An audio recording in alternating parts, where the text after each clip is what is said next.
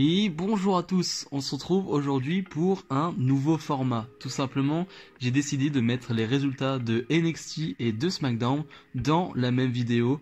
Voilà, ça faisait un peu trop de contenu pour la chaîne, c'était peut-être un peu plus et un peu trop galère pour vous pour suivre tous les résultats. Donc je trouve que c'est plus pratique comme cela. Et toi qui regardes cette vidéo, n'oublie pas de t'abonner. Voilà, ça ne peut que m'aider.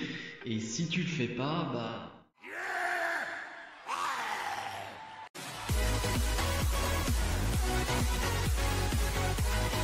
Et on commence avec les résultats de NXT du 9 décembre 2020. On ouvre le show avec le champion NXT, Finn Balor qui va vous dire qu'en backstage il y a des gens qui ne l'aiment pas, il y a des gens qui l'aiment, peu importe, qui viennent tout simplement le challenger sur le ring. Et on va avoir Pete Dunne, Kyle O'Reilly et Damien Priest qui vont venir. Damien Priest n'est pas hyper légitime quand même, il vient de perdre contre Leon Ruff et Gargano, donc bon, voilà. Kyle O'Reilly, lui, est le plus légitime, hein, j'ai envie de dire, des trois, parce qu'il vient de gagner les Wargames, et c'est lui qui a fait le tombé final. Pete Dunne, lui, a perdu. Et voilà, les trois vont un peu se chamailler, j'ai envie de dire, pour avoir la place de challenger au titre de Finn Balor, et Finn Balor qui va finalement s'en aller en disant, mais moi, peu importe ce sera qui, mais voilà, il me faut un challenger pour le 6 janvier. C'est le boulot de William Regal. Et là, musique de Karrion Kross. Et c'est Scarlett Bordeaux qui va arriver. Et voilà, Finn Balor qui va prendre le micro, qui va dire, je sais ce que tu vas me dire, TikTok. Eh ben, dis à ton mec, simplement, que moi je suis prêt et qu'il vienne quand il est prêt. Et voilà, c'était très cool, c'était très fun, vraiment un très bon segment. J'espère juste que ce sera pas pour tout de suite, Karrion Kross. J'ai envie de voir Finn Balor contre Karrion Kross, mais pas tout de suite. Je veux quand même avoir quelques challengers pour Finn Balor. Peut-être pour le takeover de Mania, Karrion Kross Finn Balor, ce sera cool. Mais pas pour le moment, pas tout de suite. Mais vraiment, en tout cas, c'était un excellent segment. Jake Atlas face à Isaiah Scott Swerve. C'est un peu les deux seuls challengers probables et possibles de Santos Escobar pour le moment, hein. C'est un peu les deux seuls qu'on a construits. C'est Isaiah Scott Swerve qui a manqué sa chance et Jake Atlas qui est en train de monter. On a un bon match, mais c'est trop court, encore une fois, c'est 4-5 minutes de combat, où pour le coup on a plus de la technique au sol, je m'attendais pas forcément à ça, et ça va même se jouer sur une technique au sol, entre guillemets, avec un tombé, un roll-up porté par Isaiah Scott Swerve, retourné par Jake Atlas, et Jake Atlas qui va remporter ce match. Voilà, petite victoire de Jake Atlas, attention à ne pas donner que des petites victoires, ce serait bien à un moment donné une vraie victoire à Jake Atlas. Grizzled Young Veterans face à Everrise face à Imperium. Match de 10 minutes, même pas, quelque chose comme ça. Et pour être franc, le match est pas mal, mais j'ai quand même du mal à être investi. Vraiment, j'ai du mal parce que Grizzled Young Veterans, c'est pas excitant. Everrise, bon, c'est Everrise, hein, on va pas se mytho, hein, y a rien. Et Imperium, ça va, mais c'est vrai que le tout ensemble, j'ai du mal. Tu vois, il y a pas un star power, tu vois, il faudrait une équipe qui a un star power plus immense, pour te rendre la chose plus intrigante. Là, pour le coup, j'ai vraiment du mal, vraiment. Et pourtant, c'est des bons catcheurs, hein, dans l'ensemble, mais ouais, j'ai du mal à m'intéresser. Bref, les Grizzled Young Veterans vont l'emporter en faisant le tomber sur Everride. C'était quelque chose à prévoir. Toni Storm va se faire interviewer, mais vite interrompre par Io Shirai, la championne NXT. Io Shirai qui va juste dire, voilà, Wargame c'est fini, c'est plus mon problème, mon seul problème maintenant c'est le titre NXT, et c'est toi aussi parce que je t'aime pas, tout simplement. Et elle va frapper Toni Storm, les deux vont arriver même jusqu'au ring, et voilà, on s'en suivre une bagarre. Ember Moon va venir aider Io Shirai en remettant Toni Storm sur le ring, et Io Shirai va pouvoir porter son finish. Et je me demande, est-ce qu'on va aller sur un Io Shirai Toni Storm? Ça me paraît bizarre maintenant parce que vraiment Toni Storm, ok, elle a été dans l'équipe gagnante, mais elle a été invisible lors de ce match. Et ouais, ça me paraît un peu bizarre. Maintenant, on va voir où ça veut aller. Mais ouais, ça me paraît un peu chelou. Tommaso Ciampa face à Cameron Grimes dans un match de 10 minutes, quelque chose comme ça, avec un Timothy Thatcher qui va s'asseoir à côté du ring, hein, qui va un peu regarder tout ça à la manière d'un Ciampa, hein. Il l'a fait il y a 2 semaines avec Thatcher. Et on a un bon match, vraiment c'est très bon, on a un bon Ciampa, on a un bon Cameron Grimes, c'est assez partagé le temps de domination, donc ce qui rend le match très dynamique et très bien, enfin très bon à voir, tout simplement très beau à voir.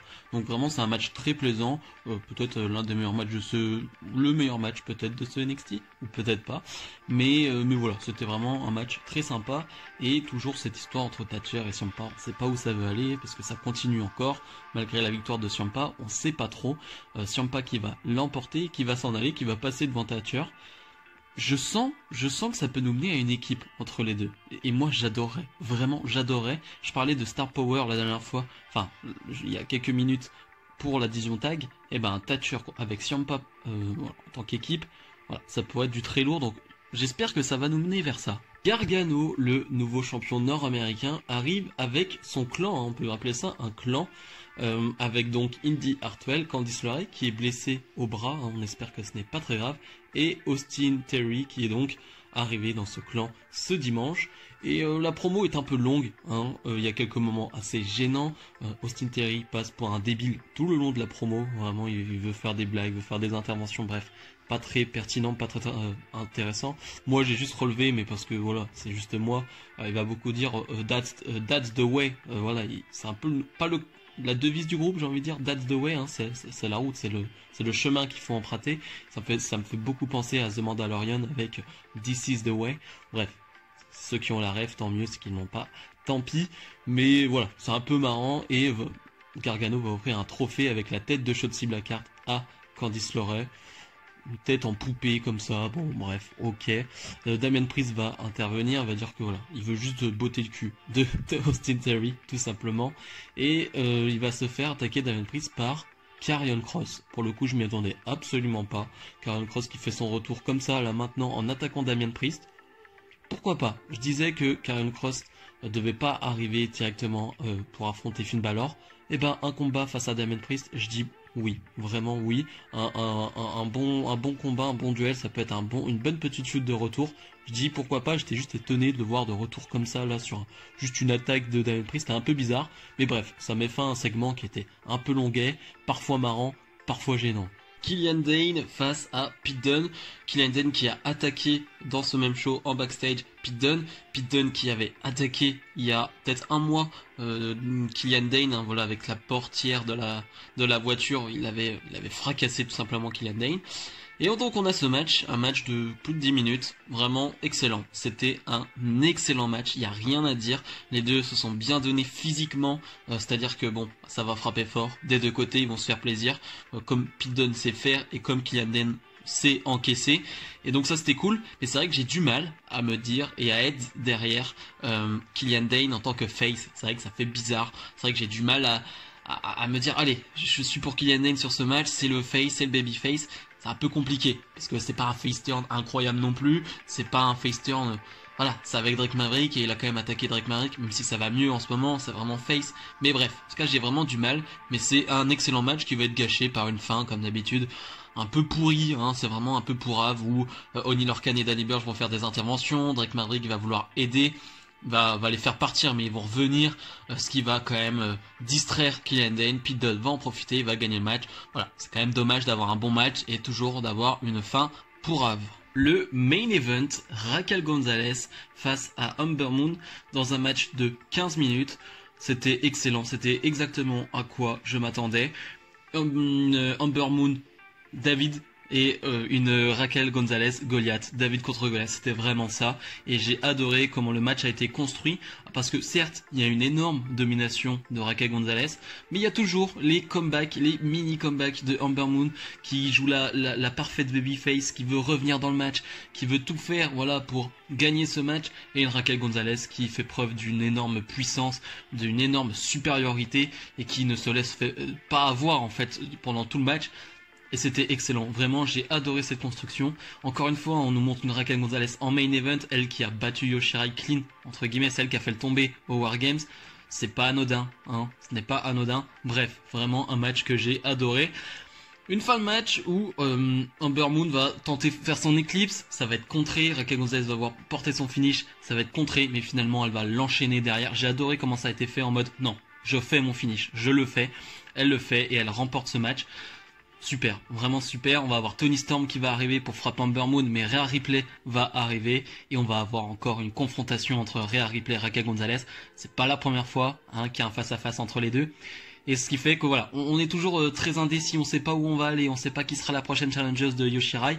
Je pense qu'on en saura plus là dans la semaine. On va sûrement nous annoncer un match de challengeuse, hein, tout simplement. Peut-être Rhea Ripley, Toni Storm, Raquel Gonzalez, bref. Dans tous les cas, ça va être super. C'est la division féminine d'NXT est au top. Bilan de ce NXT, j'ai plutôt aimé et en fait c'est grâce à cette division féminine, vraiment. Autant la division tag, c'est un peu compliqué, division nord-américaine ça dépend, titre NXT avec Finn Balor, là on va voir Karrion Kross, tout ça c'est bien, mais vraiment la division féminine, c'est ce qui fait que je regarde NXT en fait, vraiment, c'est ce qui me fait regarder NXT, c'est pourquoi je regarde NXT, j'aime beaucoup trop cette division et cette année pour moi c'est vraiment le point fort de NXT, même de la WWE en général. Bref, si vous avez aimé ce show, dites-le moi en commentaire, ça m'intéresse parce que personnellement j'ai aimé et j'ai adoré ce main event.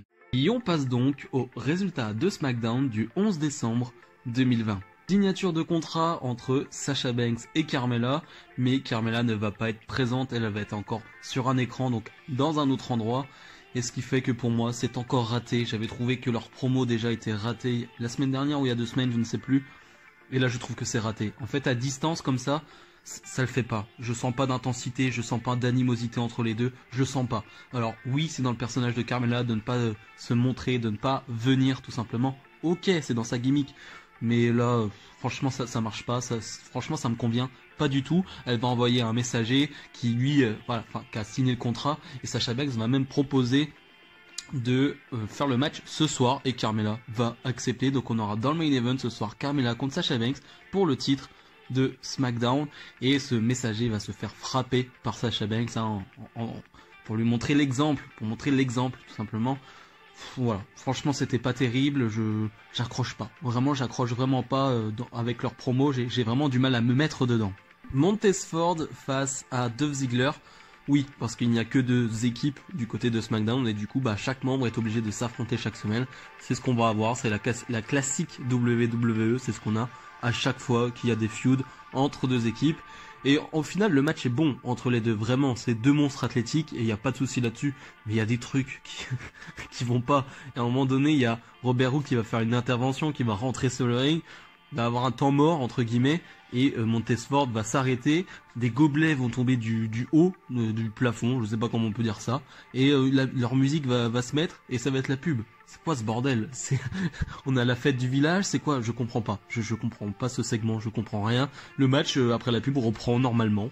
Ok. Et encore une fois, c'est vraiment de la bonne action sur le ring, mais on a une fin pourrie, hein, comme d'hab, où Robert Roode va faire une intervention, ça va gêner Montez Ford. Montez Ford va se prendre un super kick de Dolph Ziggler, et victoire de Ziggler, forcément, le champion par équipe qui perd son match, la classique.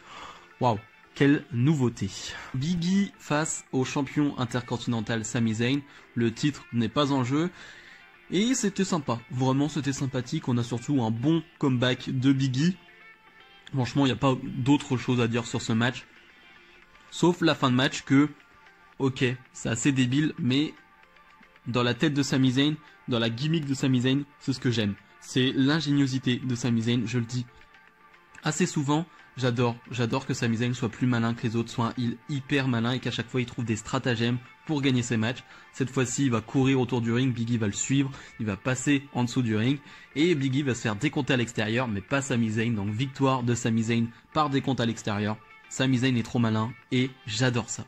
Promo de Kevin Owens, une superbe promo vraiment avec un Roman Reigns qui va suivre cette promo derrière sa télé. Et un Kevin Owens qui va encore dire qu'il n'a pas peur de Roman Reigns, il le dit chaque semaine. Il va nous dire que Roman Reigns, voilà, il s'aide de sa famille, il aide pas sa famille, c'est sa famille qui l'aide. Owens va dire, bon moi ma famille ne peut pas vraiment m'aider, c'est un peu plus compliqué que toi, mais j'ai des amis qui peuvent m'aider. Et il va dire, voilà, j'ai un ami c'est la chaise, j'ai un autre ami c'est la table, et j'ai un autre ami c'est l'échelle. Bref, j'ai trouvé ça très cool, c'était vraiment très fun. Et Kevin Owens qui va se faire à nouveau attaquer par Jey Uso, mais Owens va vite reprendre le dessus et faire passer à travers la table Jey Uso. Roman Reigns va venir, mais ne va pas intervenir. Owens va aller le chercher en backstage et Roman Reigns va le surprendre et l'attaquer là aussi à nouveau et prendre le dessus complètement. Il va le détruire. J'ai un peu peur parce que j'aime bien leur segment à chaque fois, mais Owens s'en sort à chaque fois au sol quasiment. Il est quasiment KO à chaque fois, si je puis dire.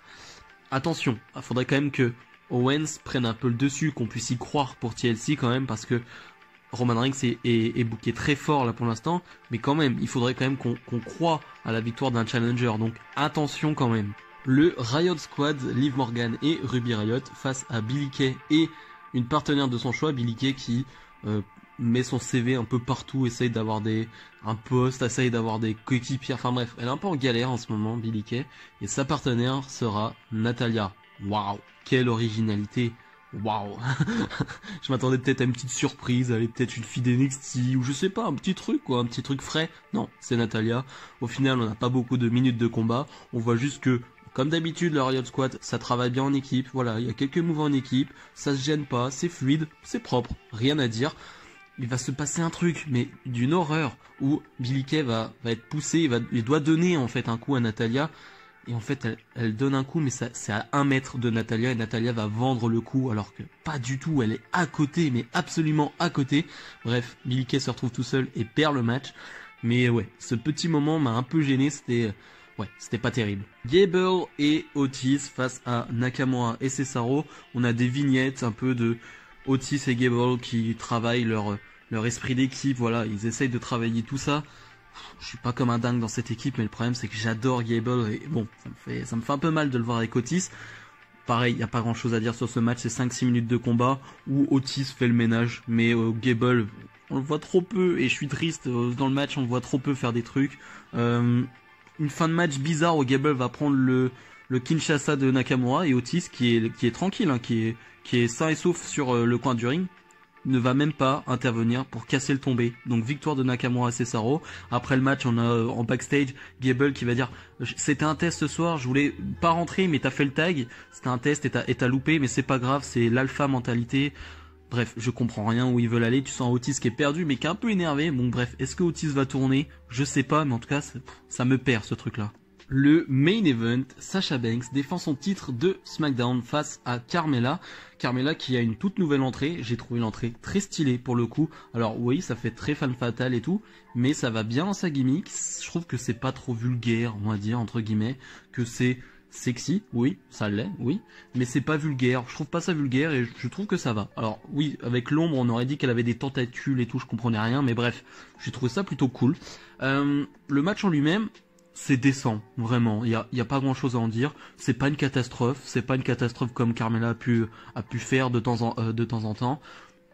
Par contre, Carmella n'a pas changé de moveset, hein. C'est vraiment les mêmes moves qu'elle a sur le ring, la même attitude, il n'y a rien qui change à ce niveau-là, donc voilà, il n'y a pas de changement, mais franchement, c'est 10 minutes de combat qui sont franchement très basiques et qui se regardent, mais il y a encore trop de problèmes, c'est les fins de match, comme d'habitude, où l'assistant de Carmella va faire des interventions, et est-ce que Carmella va encore besoin d'un assistant? On a eu le problème avec James Ellsworth, là on nous remet quelqu'un, non, mais Carmella, je suis pas fan de Carmella, mais mettez-la seule, elle est forte au micro, c'est quasiment ça, enfin, je vais être méchant, mais c'est vraiment là où elle est très forte, elle a pas besoin de personne avec elle, je trouve ça nul, et bref, une fin de match où Sasha Banks va péter un plomb et va se faire disqualifier, ça c'est nul aussi. Carmella, par contre, franchement, à la fin, j'ai plutôt bien aimé avec une Carmella qui reste dans sa gimmick, avec du champagne à côté, va exploser la bouteille sur Sasha Banks, va boire tranquille le champagne à côté, va l'arroser tel un vainqueur de Grand Prix de Formule 1. Franchement, j'ai trouvé ça cool, j'ai vu des gens se plaindre de ça j'ai trouvé ça cool, vraiment, ça reste dans sa gimmick, ça fait très bling bling et tout, ça j'aime bien. Par contre, non, la manière dont ça a été fait et tout, ça c'est un bordel et tu peux pas terminer un show là-dessus, c'est une honte.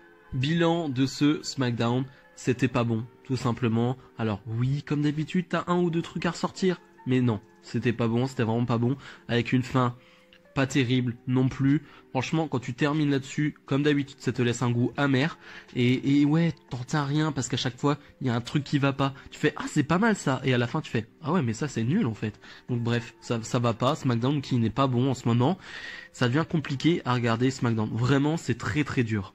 Voilà, c'est la fin de cette vidéo, j'espère que vous avez aimé les 2 reviews de show, avec un bon NXT dans l'ensemble, et un SmackDown très compliqué à voir, voilà. Donc, Si vous avez aimé ce format, si vous aimez ce format, bah dites-le moi en commentaire. Je pense que je ferai ça chaque semaine, c'est plus pratique pour moi.